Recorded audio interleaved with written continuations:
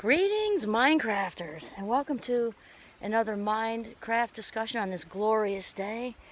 Yeah, wow, it's beautiful. Little G and I are on Inspiration Bridge once again. Comes from inspire or in spirit, which means obviously we're receiving information from, the greater source. So anyway, my name is Kimberly Quinn, and I am very excited today to talk about authenticity and niceness. Because we authentics, when we're truly, remember, nobody's like a ride. We're all on the path, all of us. And we really begin to feel good in our skin, right off, and just keeps getting better and better and better. The more authentic we become, the more, genuinely in tune we are with our thoughts and our emotions and everything, the more joy we feel, the more aware of ourselves and our heart's desires we are, and the more aware we are of why we were put on this earth, right? I mean, it's just a great ride all the way around. That said, when we're authentic, it becomes very difficult to be inauthentic. It's like a force field. It's very, like when we become less tempted, and when the temptation is there, you can just feel it's like this, I don't know, like emotional, prickly thing that you're just like, oh, no, thank you. And one of those things might be niceness. And people, tend to think out there, they say, oh, so-and-so's such a nice person.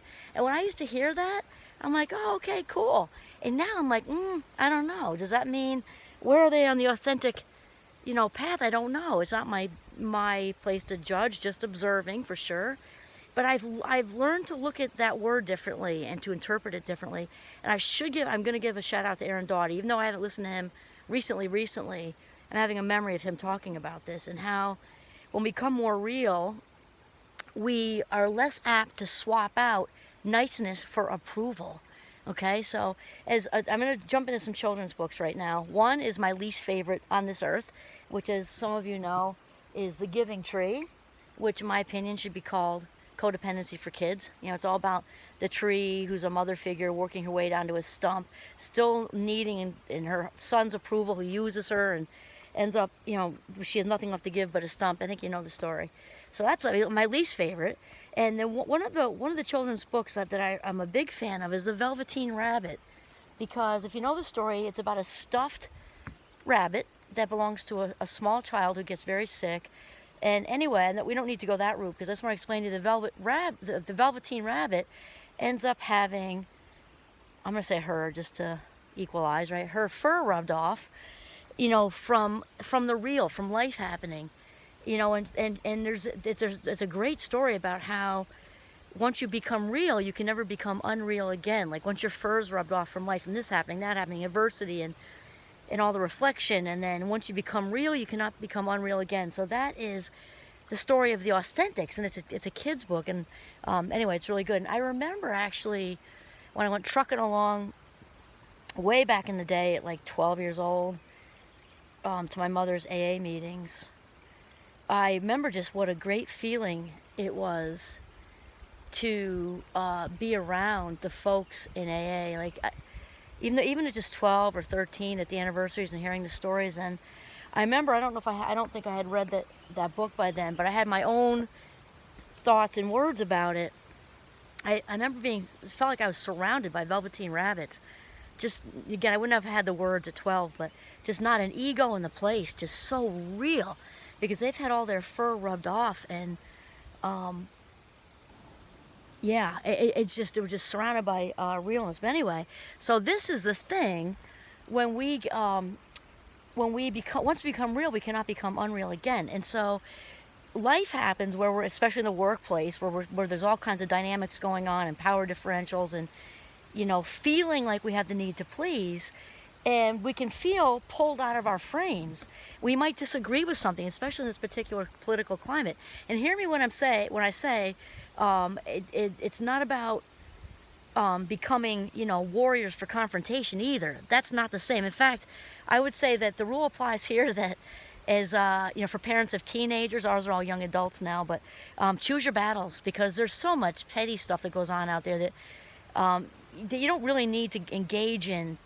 It's better to be kind than right, sort of thing. We've talked about that too. However, when it's not that, and it's something that you disagree with, that's more of an integrity-based thing, like my friend Father Mike would say, you got to say how you feel, just with honesty and kindness. And so the authentic doesn't engage in social cowardice. I'm talking about when it's something integrity-based, not petty stuff, right?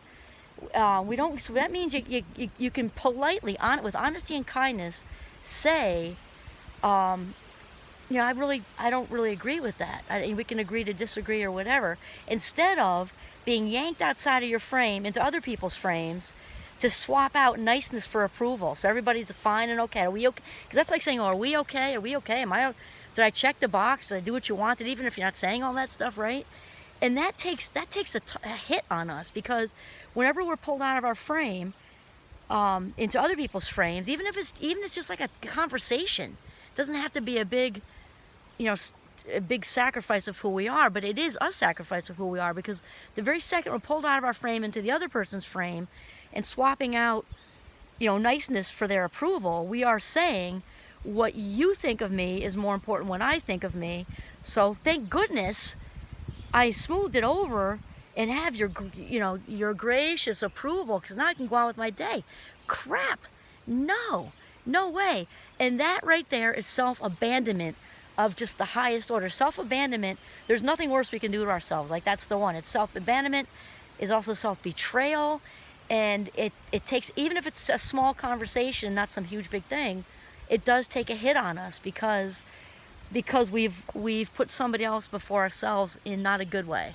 We've abandoned who we are, and it's just toxic. It's so terrible. So when we talk about authenticity, that doesn't mean you're Mr. Nice Guy anymore. In fact, it's the opposite, So we try to be mindful of that. Being authentic means being true to yourself within your frame, swimming, doing the backstroke in authenticity, which means staying in there, right, and monitoring what's outside. So once you're along that path, again, you become a little bit more sensitive. Oh, I feel like I'm being pulled out of my frame. I can feel it like this fast now.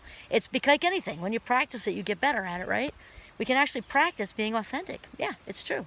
Okay, so authentic doesn't necessarily mean nice. So make sure when you are being nice, are you being authentically nice, or are you swapping it out for approval? That is the question. Okay, this is Kimberly Quinn signing off from the beautiful, lovely day today, windy, northern Vermont. Have a mindful, very authentic day.